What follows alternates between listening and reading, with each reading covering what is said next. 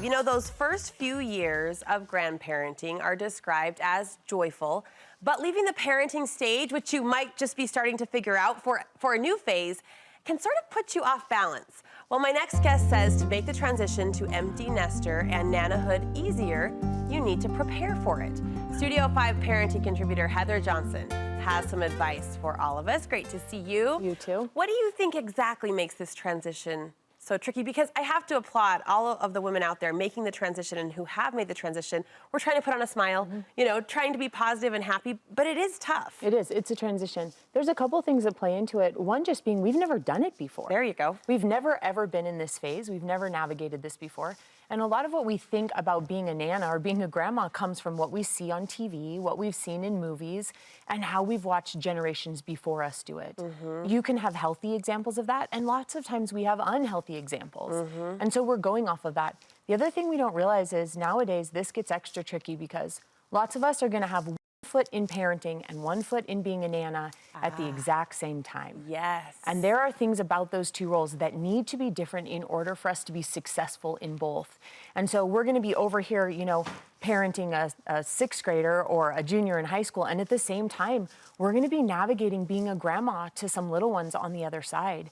And that gets really tricky, right? You see, so the line of distinction is important. It is. It's important to know the difference. You know, for example, we can have all the opinions we want about what we do with our own kids. Yeah. And we need to abandon all of our opinions when we decide to be a grandma. And so things like that make it tricky. This is a tricky transition. And those first few years, especially as we're navigating in-laws and this new role as far as being a grandma goes, it can be tricky.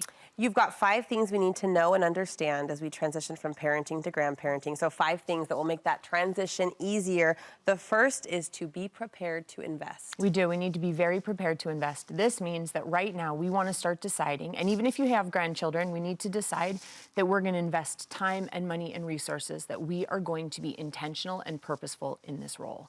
We have to realize that if we want to have relationships with our grandchildren, we've got to put in energy to it. We can't use distance as an excuse. We can't use that our personalities with in-laws are different or use that as an excuse.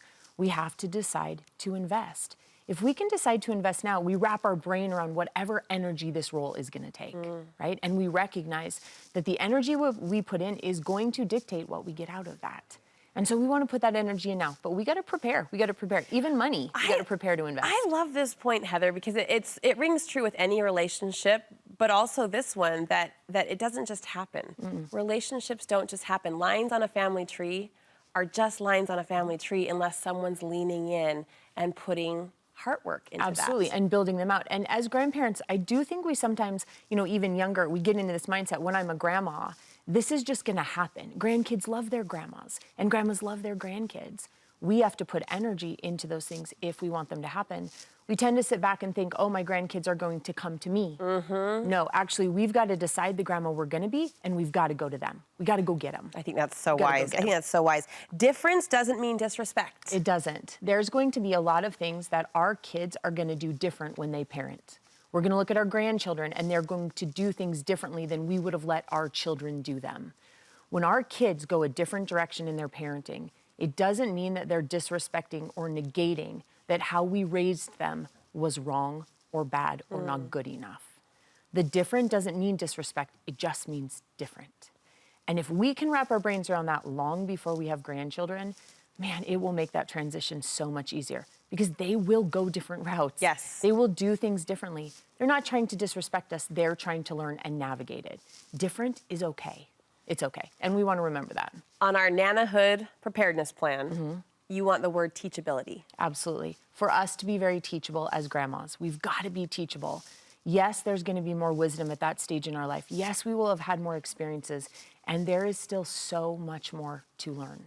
There are changes that have happened since we're going to raise kids and then when we become grandmas. Yeah. Really big changes. Little changes, you know, even like where a baby sleeps, front or back, right? There's going to be big, huge changes when it comes to social media and when it comes to technology. We want our grandkids to know that we're there for it, that they can come to us and teach us, which will open their minds to want to hear us teach them. And so we build this beautiful relationship when we're teachable.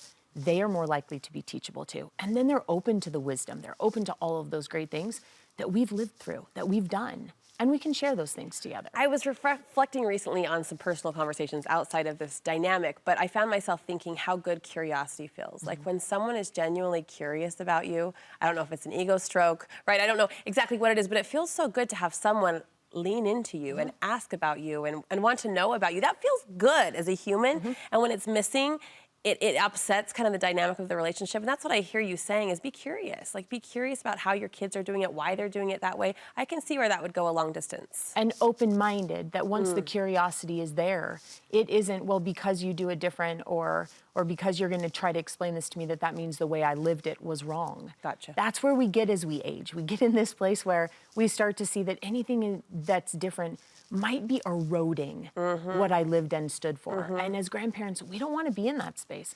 We want to be curious and teachable. You say in this transition, there's a role of torchbearer that you want to see all grandmas take on. And this comes from deciding what it is that matters to us, what torch are we going to bear, and then bearing it. Bearing it and raising it really high. Like what? Maybe it's values that you stand for. Maybe it's traditions. Maybe it's something that has to do with the religion. But it is us not judging if no one else goes there, but still carrying that torch regardless of what people around us do. We want our grandchildren to know what we believe. We want them to know what we stand for. We want them to know what we're passionate about and what we love. It's sort of like your nanahood brand. And we want to own it. What do I stand for? What do I stand for? That's a fun question to explore. Absolutely. And to carry it with a lot of wisdom, but with a lot of that joy that comes from the fact that you've lived a life that's led to that being the torch that you bear. It's not a time where we draw back. I love that. It is a time where we step forward.